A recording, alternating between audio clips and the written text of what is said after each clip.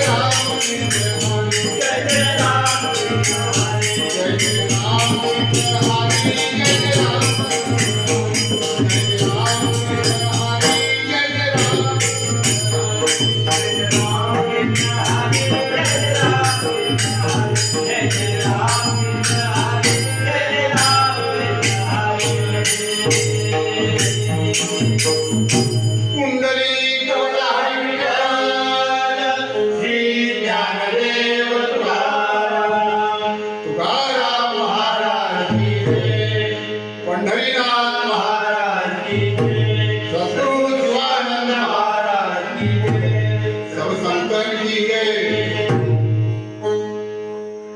समस्त मात्र मित्र वर्ग बंधू भगिनींनो, तसेच माझ्या प्रिय टाळकरी माळकरी वारकरी भाविक भक्तजन बंधू भगिनींनो, तुम्हा सर्वांना माझा नमस्कार व सर्वांच्या चरणी नम्रतापूर्वक हात जोडून कळकळीची प्रार्थना। मी तुमच्यापेक्षा शहाणा आहे असं नाही किंवा ज्ञानी विद्वान पंडित आहे असंही नाही, पण सद्गुरु शिवानंद महाराज ढवळीकर यांचा शिष्य आहे। सद्गुरु शिवानंद महाराज ढवळीकर यांच्या कृपेने जे काय मला समजलं उमजलं त्याचा अमृतानुभव लाभ झाला, तो तसाच लाभ अखंड मानवजातीला व्हावा ही सदिच्छा। कारण अखंड मानवजाती माझं कुटुंब आहे आणि माझ्या कुटुंबातलं प्रत्येक व्यक्तीला हे संपूर्ण ज्ञान समजलंच पाहिजे आणि एकही व्यक्ती अंधश्रद्धेच्या कोणत्याही वळणावर जाऊ नये अशी माझी इच्छा आहे। यासाठी मी आपल्या समोर या कीर्तनाच्या माध्यमातून उभा आहे। आपण शुद्ध व ज्ञानी आहात। राजहंस पक्षासारखी आपण कृती करू शकता। राजहंस पक्षी हा पाणी मिश्रित दूध पित असताना फक्त दूधच पितो, पाणी तिथंच सोडतो। तद्वत माझे कीर्तन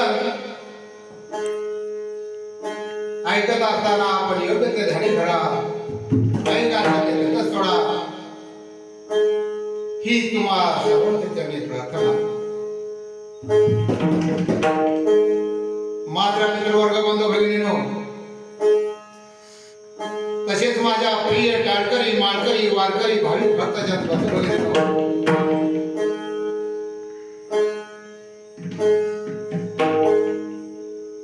माझी 4 कीर्तन आता युट्यूबला सुटली। मला 4 लोकांनी प्रश्न विचारलेला आहे मोबाईलवर। सामगावकर, तुम्ही कीर्तन करताय, तुम्ही माळकरी आहात का?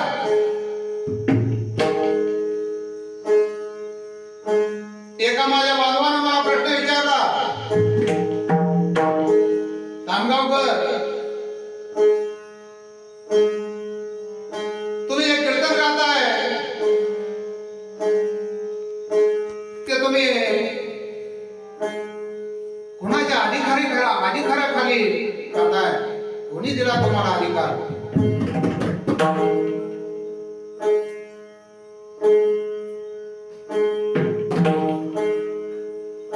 आणि एकाचा प्रश्न असा आहे, तुम्ही हवं असं कारण आहे तुम्हाला? तुम्ही तरी कधी वारी करत नाही, माळ गायत नाही आणि हवं असं का लावलंय? त्या माझ्या बांधवांना माझे हात जोडून विनंती आहे, मी कोण आहे? प्रथमतः मी सद्गुरु शिवानंद महाराज ढवळीकर यांचा शिष्य। त्यांच्या कृपेनं मी हगप झालो। हगप म्हणजे काय? ह म्हणजे हरी, भ म्हणजे भक्त हरीचा आणि परायण, हरीला पाहणारा, त्याच्याजवळ राहणारा आणि ये जा करणारा त्याच्याजवळ, त्याला हरिभक्त परायण असं म्हटलं जातं।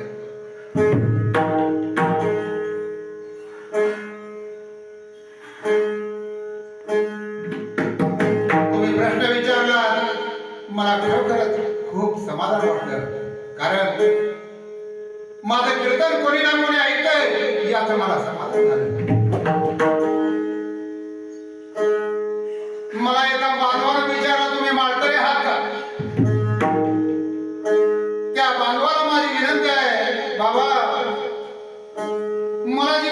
मुलीच कोणी आईला करायला दिलेलं नाही.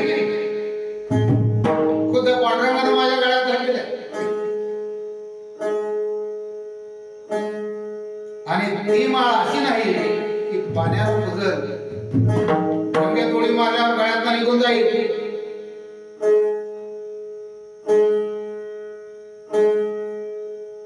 ती माळ अशी आहे ज्यावेळा तुटल त्यावेळी तुम्हाला समाशात घेऊन जावं लागतंय.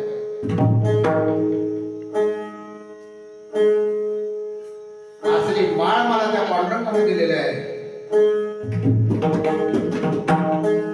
आता टाळकरी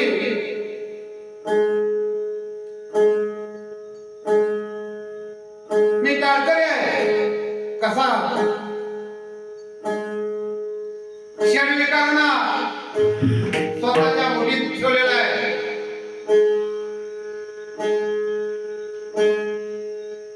ज्या क्षणविकारांना टाळलं क्षणविकारावर आपलं प्रभुत्व आपलं स्वामित्व मिळवलं ज्यानं आपल्या मुठीत ठेवलं त्याला टाळकरी म्हटलं जातंय. टाळकरी झालं माळकरी झालं आता वारकरी.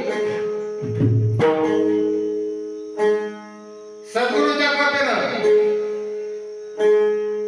माझं येण्या जाण्याचं जे जन्म मरणाचं साकडं होतं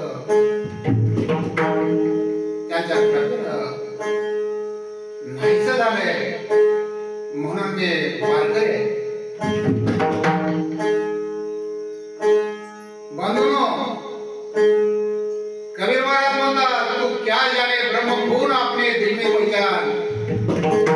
मी कुठं आहे तुम्हाला सांगितलं आणि तुम्ही कुठं आहात ते तुमचं तुम्हीच बघा.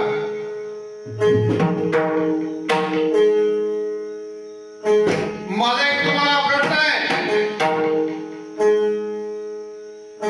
तुम्ही पंढरीला जाताय पांडुरंगाला खाताय. कोणी आषाढी वारी करताय कोणी कार्तिक वारी करताय कोणी माघ वारी करताय.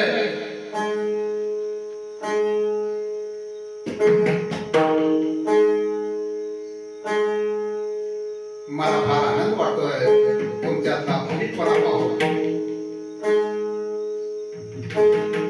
गोपाळ धरता एकादशी धरता फार चांगला आहे.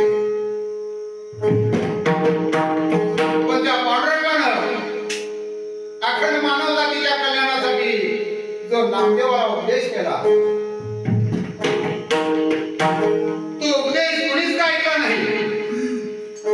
काय कारण आहे त्याचं?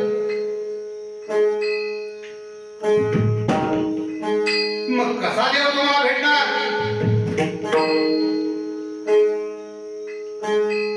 नंबर 2 चा मुद्दा तुम्ही ज्ञानेश्वर स्वामींची भक्ती करताय ज्ञानेश्वरी वाचताय ज्ञानेश्वरी पारायण करताय.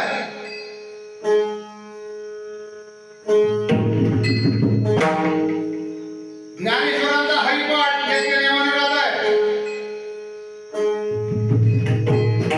पण त्या ज्ञानेश्वरीचा त्या हरिपाठातल्या अभंगाचा अर्थ कधीच काय विचारात घेतला नाही. तुम्ही काय म्हणता आमचं सगुण आहे तुमचं निर्गुण आहे. ठीक आहे.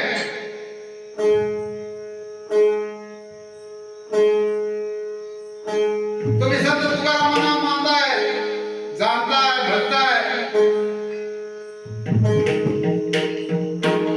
तुकारामांची बीज मोठ्या उत्साहात साजरी करताय.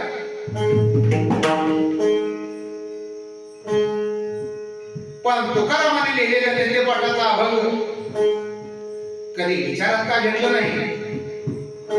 मग तुम्हाला समजलं असतं सगुण काय निर्गुण काय.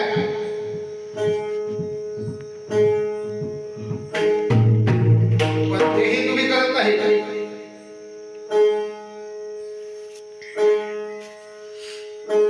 आणि मी ठेवलेला हा तुमच्यावर आक्षेप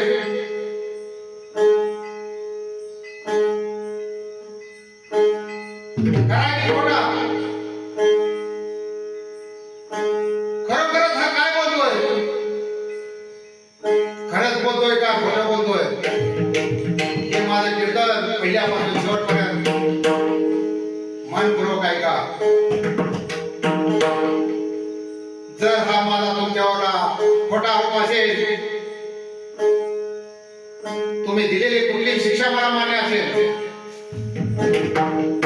याबद्दल माझं कीर्तन अगदी मनपूर्वक शेवटपर्यंत ऐका. हात जोडतो, पाया पडतो, तुमच्या चरणाचा दास होतो.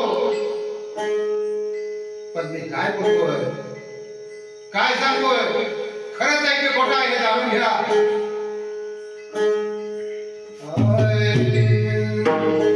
कुंडली तोला विठ्ठल श्री ज्ञानदेव तुकाराम महाराज की जय, पंढरीनाथ महाराज की जय, सद्गुरु शिवानंद महाराज की जय, सब संतन की जय.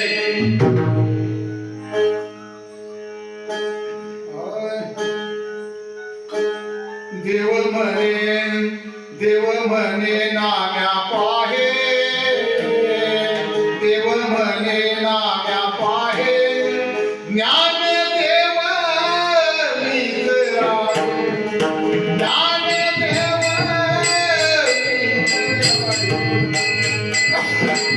ज्ञान देव मीच राहे. देव म्हणे नाम्या पाहे,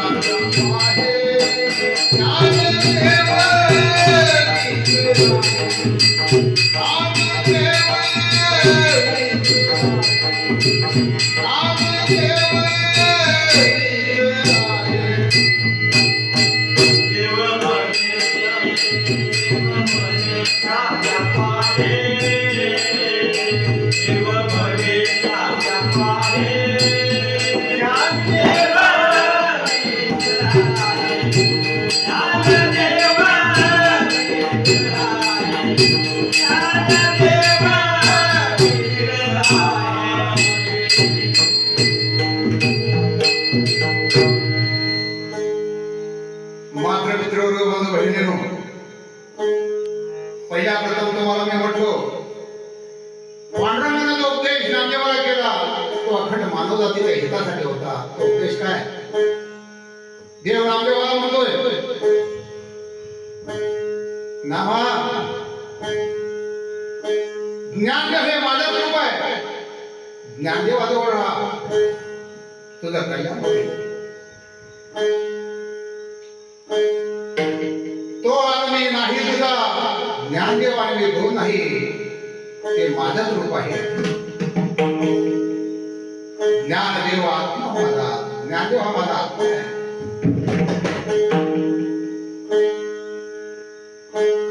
माझ्या ठाई ठेव हे तर, माझ्यावर भरोसा ठेव, मी सांगतो त्याच्यावर भरोसा ठेव. सगळी खंत सोडून दे आणि खंत सोडत असताना शरीरीकरण बाजूला कर. कारण का ज्यावेळी शरीरीकरण तू बाजूला करशील त्यावेळी तुझ्या मनाची तृप्ती होते. सोडी खंत खंडी होईत, तुझी इच्छा पूर्ण होईल. नाम्या समज उमद मानसी, नाम्या मी सांगतो ते समजून घे आणि भग प्रत्यक्ष. उमद म्हणजे बघ, आईचे बोले ऋषिकेशी असं देव त्या नामदेवाला सांगताय. देवाने फक्त नामदेवाला उपदेश केला नाही,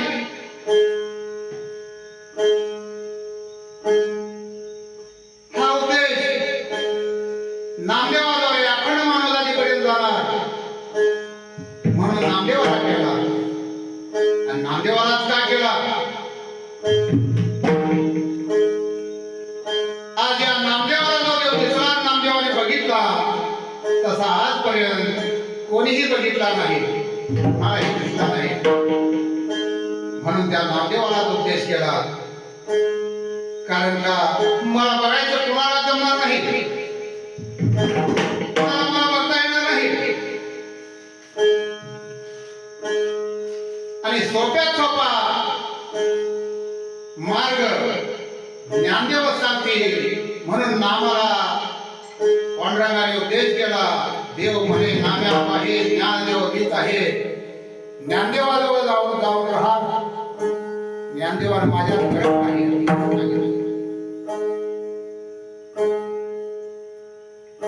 पुढे ज्ञानदेव महाराज काय म्हणतात ते ऐका.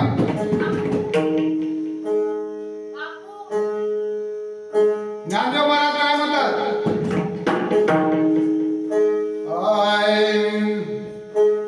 सगुण म्हणू की निर्गुण रे तुझे, सगुण म्हणू की निर्गुण रे, सगुण म्हणू की निर्गुण रे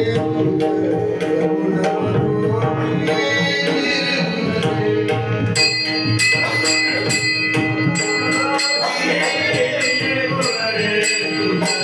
सगुण म्हणू की निर्गुण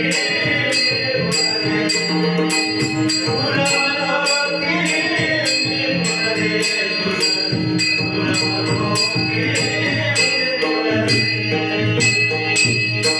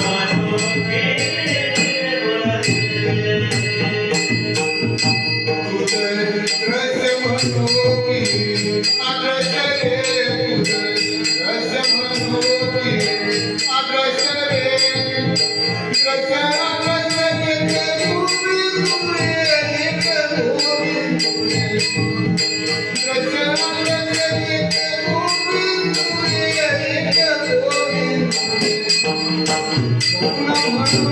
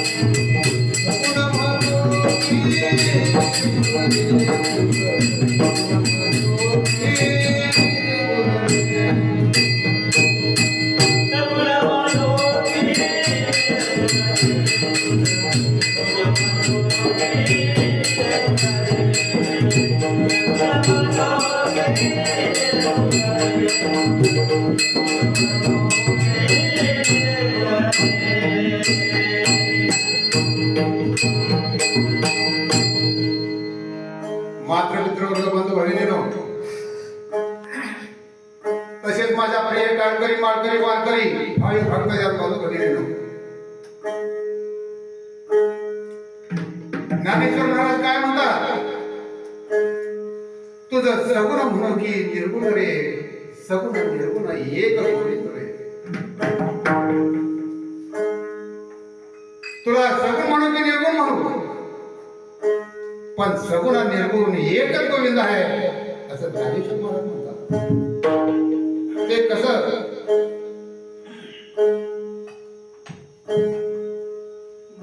तुझं दृश्य म्हणू की अदृश्य रे.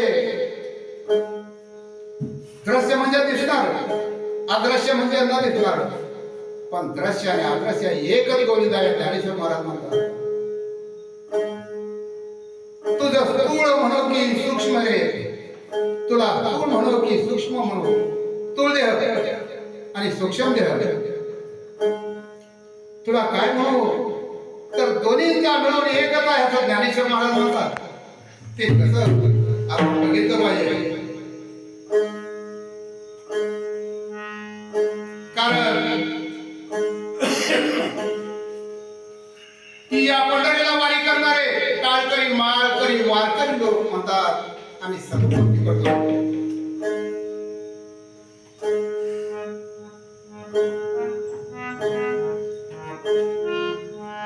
तुम्ही कुठली भक्ती करताय, खरोखरच हे भजन मनपूर्वक आहे का? आपला देह पंचतत्वाचा आहे, मी सांगत नाही, ज्ञानेश्वर महाराज सांगतात.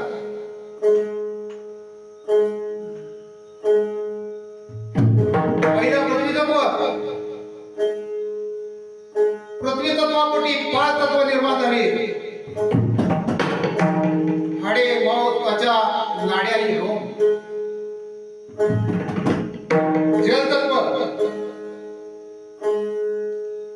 जलतत्वाची पुढं 5 झाली, वीर्य रक्तम मजा मूत्र आणि लाळ. आता या 5 गुणी 10 तत्वापासून आपला देह उभा आहे, हे दिसणार आहे. आता अग्नितत्व, अग्नितत्वाची 5 तत्व पुढे उभी राहिली, क्षुधा, आशा, निद्रा, कांती आणि आळस. क्षुधा दिसली का तुम्हाला, निद्रा दिसली का तुम्हाला, आळस दिसतो का तुम्हाला, त्रषा दिसते का तुम्हाला. जे दिसत नाही ते निर्गुण आहे, जे दिसतंय ते सगुण आहे. अग्नितत्व झाला, तर वायुतत्व, वायुतत्वाचं पुढे 5 तत्व निर्माण झाली, चलन वलन स्फुरण आंकुचलन निरोधन. चालायचं, वळायचं, फिरायचं, आखडायचं, पसरायचं जे कास गुण आहे ते वायुतत्वाचं आहे.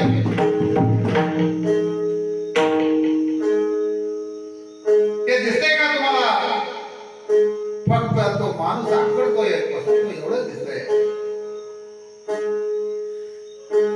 आकाश तत्वाचं 5 तत्व पुढे निर्माण झाली, ती कोणती, राग, प्रीती, द्वेष, लज्जा आणि भय. दिसतंय का नाही. म्हणून ज्ञानेश्वर म्हणतात, तुझं सगुण म्हणून की निर्गुण रे, सगुण निर्गुण एक गोविंद रे. सगुण निर्गुण मिळून देह निर्माण झाला, एकच गोविंद आहे. गो म्हणजे इंद्रिय आणि विंद म्हणजे शरीर.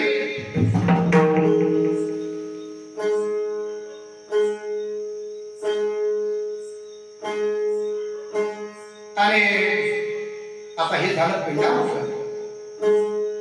पिंडी देही बसती ब्रह्मांडी पसारा, हरिण सारा भ्रम.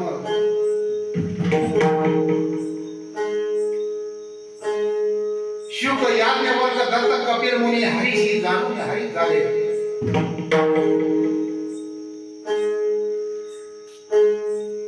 यारे यारे धरू हरिनाम तारो, भावाचा साधू भय नाही. साधू संत गेले आनंदे राहिले, हरिनामे झाले कृतकृत्य. एका जनार्दनी मांडीले दुकान देतो मोलाची वस्तू साऱ्या माझा बंधू बहिणीनो पिंडी देह वस्ती देहामध्ये जे आहे ते ब्रह्मांडामध्ये आहे. आता ब्रह्मांडामधला विचार करूया की या पृथ्वीवर या ब्रह्मांडामध्ये जो जीव आहे 84 लक्ष जीव योनी त्या सर्वांमध्ये त्याचा वास आहे. तोच आहे सर्वांच्या मध्ये तोच नामतोय.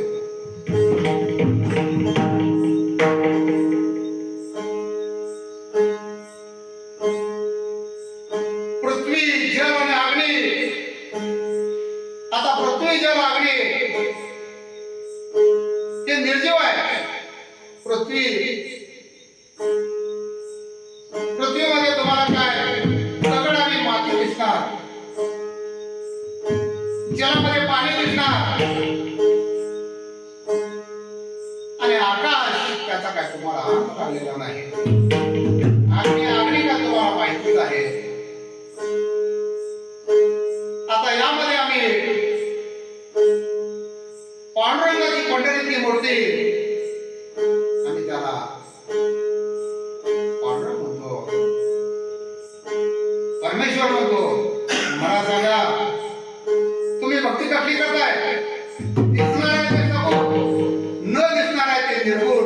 निर्गुण म्हणजे ज्यामध्ये गुण नाही त्याला निर्गुण म्हटलं जातंय. सांगा पंढरीच्या मूर्तीमध्ये कुठला गुण आहे?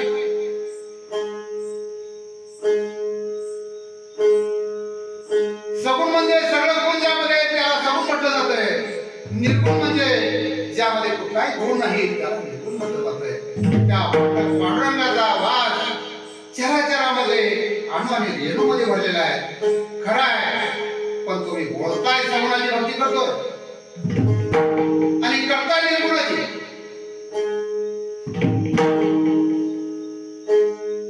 प्रत्यक्ष दिसणाऱ्या परमेश्वराची भक्ती ज्याला जमत नाही त्याला न दिसणाऱ्या निर्गुणाची भक्ती कशी जमेल?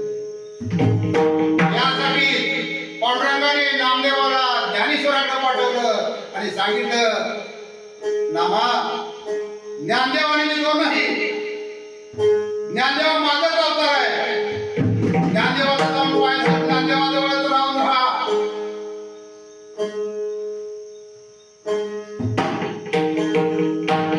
आणि पुढं काय म्हणतात देव? आता हे पद कोणाचं आहे? संत पुढं म्हणतात, संत तुकाराम महाराज म्हणतात,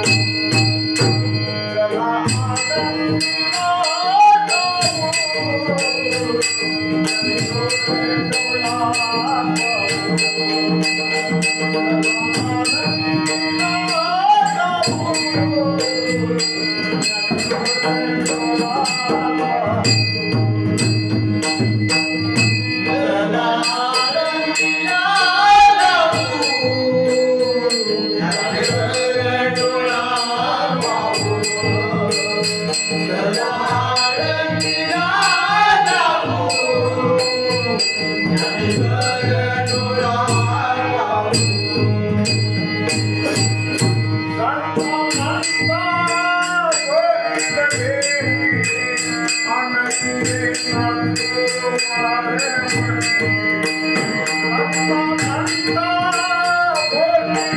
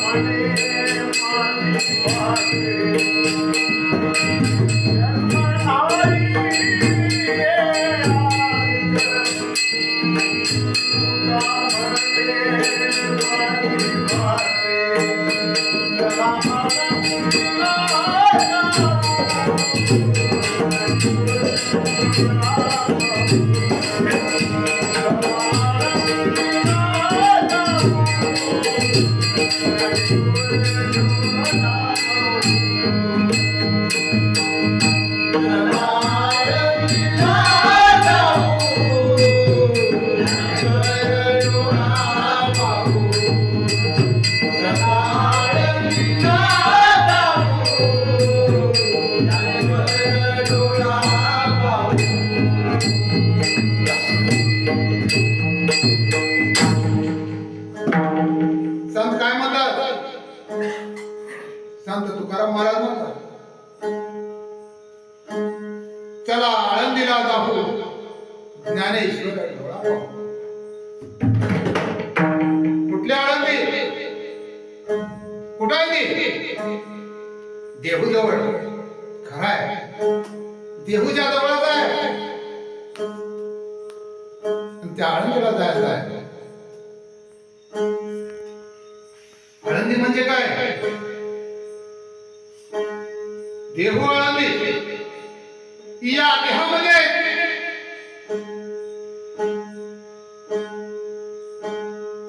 आळंदी ही या देहाचा काढो त्या पांडुरंगाला, त्या परमेश्वराला या देहाचं काढो आळंदी.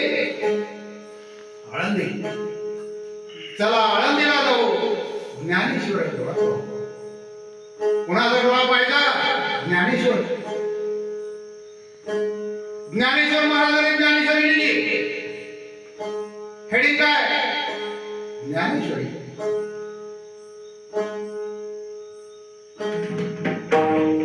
आज 1100 वर्ष त्यांनी ज्ञानेश्वरांना जाऊ समाधी घेऊ. अजून त्याचा अर्थ कुणाला उमगला नाही. याचं कारण काय? जर ज्ञानेश्वरीचा अर्थ या 4 अक्षराचा अर्थ समजला असता तर तुम्हाला ज्ञानेश्वरी समजली असते. ज्ञानेश्वरीचा हरिपाठ समजला असता, तुम्ही त्या वाटेने प्रवास केला असता. याचा अर्थ तुम्हाला समजले नाही हे नक्की. समजून घ्या.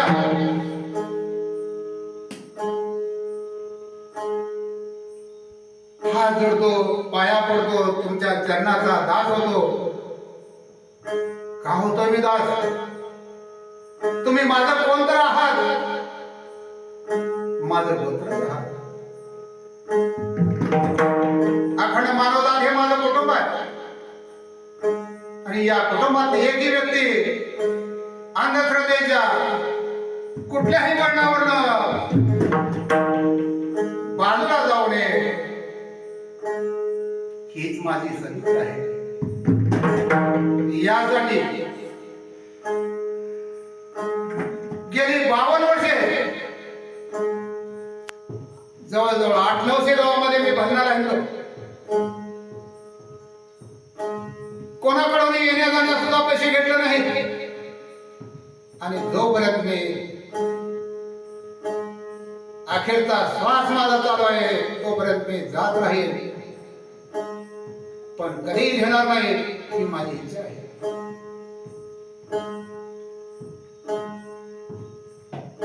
मात्र मित्रांनो, बंधू भगिनींनो, माझ्या टाळकरी माळकरी वारकरी भाई भक्त बंधू भगिनींनो, 84 लक्ष जीवनी फिरून हा मानवदेह मिळालेला आहे आणि या मानवदेही खरं काय खोटं काय हे समजलं पाहिजे आणि समजावं. प्रत्येक जीवाला हे समजावं यासाठी मी प्रयत्नशील आहे. माझ्या या कीर्तनातील भजनाचा अर्थाचा मनपूर्वक विचार करा आणि समजून घ्या. आळंद ही या देहाचा तळवाचा आहे आणि देहू गावाजवळच आहे. ते देहू गावातच आहे जवळजवळ.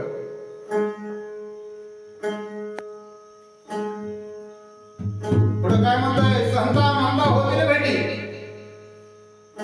खऱ्या संताची आणि महंताची जर भेट घ्यायची असेल तर आळंदीला जावं लागतंय.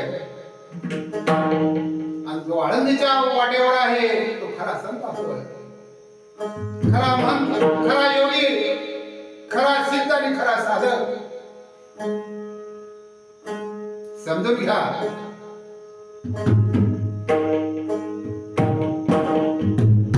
या रस्त्याला संत आणि महंतांच्या भेटी होतात. पुढे काय तुकाराम महाराज म्हणतात? डोळे नेवतील कान, मनात येते समाधान.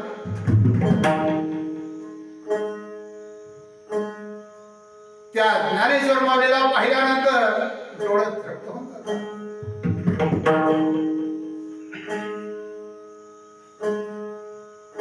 मन प्रसन्न होत. कान त्या नामाचा उच्चार ऐकून तृप्त होतात. म्हणून तुकाराम महाराज म्हणतात, डोळे देवतील कान, मनात येते समाधान.